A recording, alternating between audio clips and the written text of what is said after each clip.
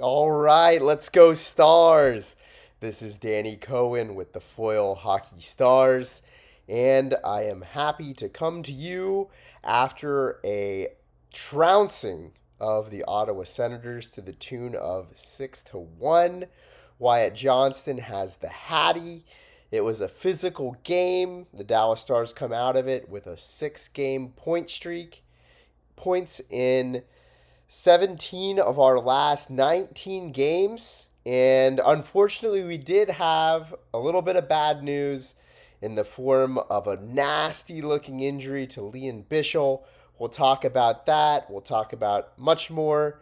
But first, go ahead and subscribe, like, comment, share. Go ahead and tell a friend about this and help me get the word out so that I can do even more for y'all here. So, uh, Ilya Lyubushkin was back in tonight after a pretty good stretch. I think about 7 games out for him. And so Kolyachonok was scratched. Bastion was the other healthy scratch on the night. We would sport our new jerseys, and man, do I like those new jerseys. I wish that they would wear them for more than one season. I know that the Stars probably want to make money every year off of a new jersey, but I'd like to see some of these alternates stick because they look really nice.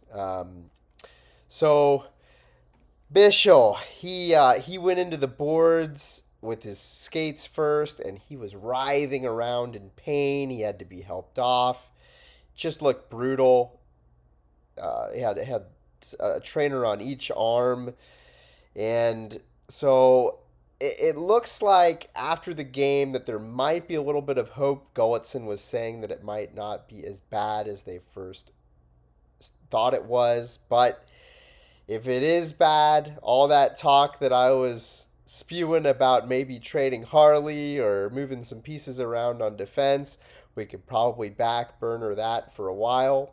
If he is out, you're going to see Kolyachonok back in the lineup. Maybe even Trey Taylor will get a look in rotation as well. He looks very good down in the AHL. So with Wyatt's goals tonight, he now has 12 power play goals on the season, which is the most in the NHL by 5 goals. The next best is 7 goals. That's amazing. And I got to tell you that this power play is unstoppable that we have. It reminds me of the old school power play back when the Red Wings were in the Central with Datsuk and Zetterberg and Lidstrom and Holmstrom, and they were just a powerhouse, and it just scared the crap out of you to ever put them on the job. That's what I think that this power play does to other teams. And you can thank Mikko for that. He is front and center in the devastation that is the Dallas Stars power play. So both Wyatt and Robo have 16 goals on the year, which is pace for 50 goals each. By the way, nobody has scored 50 goals since Mike Modano did. He was the only one to do it in Dallas uniform. So this is, I mean, we're still in the early goings of this season, but I think we're going to have some history made this season in terms of offensive production from this team. So Robo had another great night, 3 points, 1 goal, 2 assists. The Messiah had 3 assists and is on pace to break the Dallas Stars single season assist record of 67 that Brad Richards has. The record for the franchise, in case you're wondering, is 76, held by Neil Broughton. So some other history that could be made this year there. And DeSmith had another very good night. He had 1 goal that was soft, but he stopped everything else. His save percentage was good. DeSmith has a .920 on the year so far in 9 games.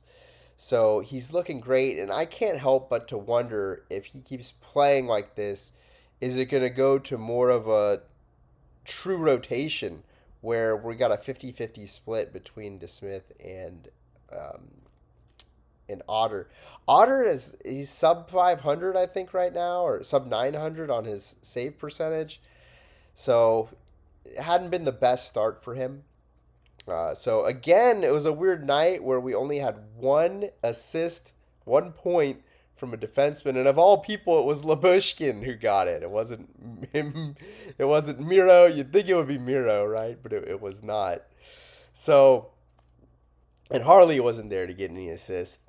But let's talk about Harley and let's talk about what this team has done without him and compare and contrast with and without Harley. So the record without Harley in the 8 games that he's been gone is a 6-1-1. So our goals against per game with Harley was 2.9. In the last 8 games without Harley, it's been a 2.1. That is a dramatic difference. It's almost a goal per game. Our penalty kill is also improved without Harley in the lineup as well. Before Harley went down with injury, we were at a 75%.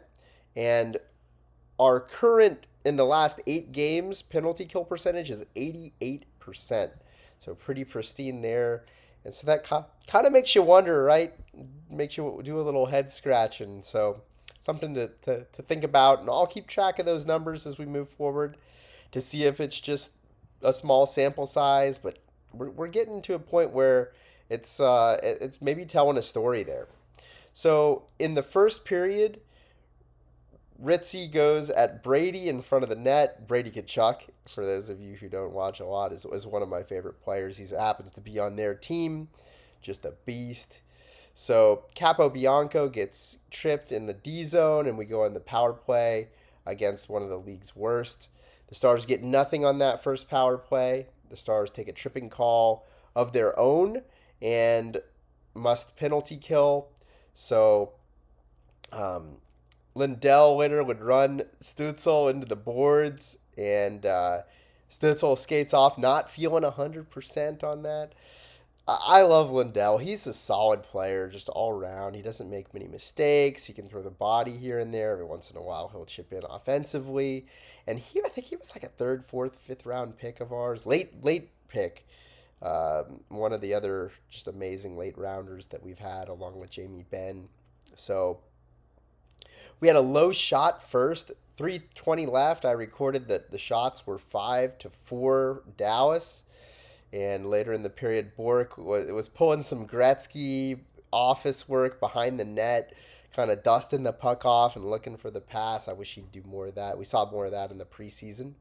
So in the second period, Sagan gets a big hit in the corner. And this is the second game that I've seen Sagan make a nice hit in a row like that. So good to see from him. We would get a goal to make it 1-0. Bork would get this one. A puck battle in the far corner is won by Ritzkovian with some support by Bork. And then Bach throws it along the glass around the entire offensive zone, and Labushkin gets it at the right point. He shoots it wide of the net, where Bork tips it past the pad of Olmark. And DeSmith comes out aggressively to stop a near breakaway shot from Greg shortly after this. So Brady Kachuk, speaking of one of my favorite players, he had this interaction with Lindell. They had been going at it a little bit, and he did this little fake spear. And anyway, just funny stuff. Love the grit. Love the shenanigans. Then Ottawa would come back and tie it up at 1. Jamie made a couple bad mistakes here. Jamie Benn turns the puck over in the D zone, and then there was a little sustained pressure, and Jamie loses a puck battle on the wall, and then on the heels of that, Perron gets it to Sanderson, who puts it 5-hole onto Smith, who couldn't keep his stick on the ice or his pads together to prevent that from going between his legs. So he would definitely want to do that one over. He doesn't get the chance to. It is 1-1. So Dallas would come back. Robo would get one. Stützle messed up in the D zone and fumbles the puck. Robo says, "Thank you," and curls around at the line for the zone there and makes his way into the slot, rips it high glove, corner, perfect shot, just incredible whippy wrist shot of his. And then Rantanen would take a dive on a cross check a little later. There's no call. I hate seeing these diving calls, and Rantanen, especially from somebody who you think is probably going to be the captain of this team. I hate to see that as an example being given. I wish he would knock that off. That's one of the things that I really want out of the game is diving. So then we would go up 3-1 off some sustained pressure by the Stars. Robo with the nice high to low pass to Rantanen, and who shoots it. It's stopped. Rantanen gets to the puck, which is now behind into the near side of the net. He fends off Lars Eller in true Messiah fashion and passes a backhand pass behind the net to Johnston in close. The shot hits Olmark's glove and forces its way through anyway. And there we go, 3-1. Then Bichsel would have his injury that we talked about before. Real bummer on that one. And we've got another D-man down. And the injuries just don't stop for us this year. It's just amazing the amount of attrition that we've taken, especially on the back end. And good thing we've got the depth to deal with this, especially the defensive depth, which is just incredible for us right now. So David Perron going at Oscar Beck at the end of the period after the whistle. Just there was a little bit of nasty in this game, and you like seeing that. I love this East Coast hockey where you see more of that. This isn't even a divisional game or anything for Ottawa. This is just the way that they play. So Dallas gets penalized on a kind of a BS call to start the period in the third. Steele gets tripped, and the power play for the Sens is over, followed by 1 minute 20 power play for the Stars. And we would make them pay. Johnston gets this one again. Mikko with the zone entry, drop pass to Rupe, who gets it back to Rantanen low, who shoots it off the pad of Olmark. The rebound pops out to Wyatt with the sick mitts to quickly go backhand to forehand deke and 5-hole on the goalie. What a beauty.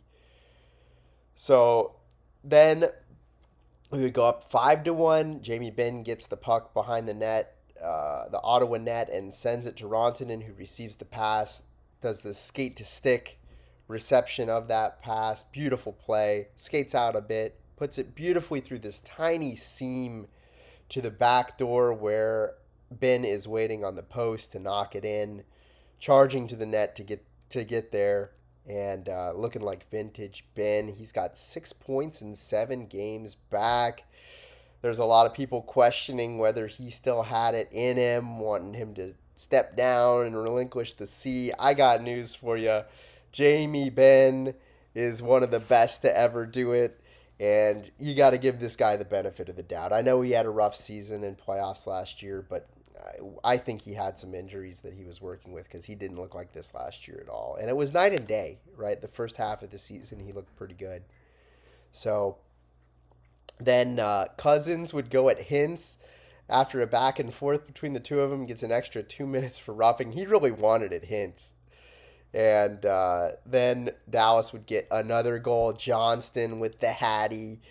They got a tight triangle around the goal. And the Stars are working it around the triangle. Robertson high to Hintz, low to Johnston in the slot, who makes this bullet one-timer where he didn't really wind up, just let it go without stopping the puck, and goes high glove for the hat trick.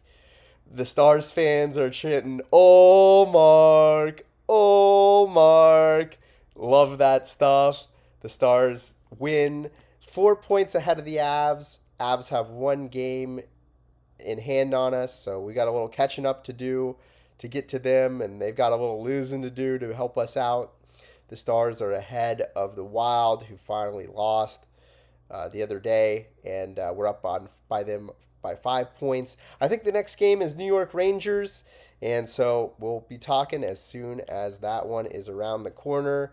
Y'all have a good one in the meantime.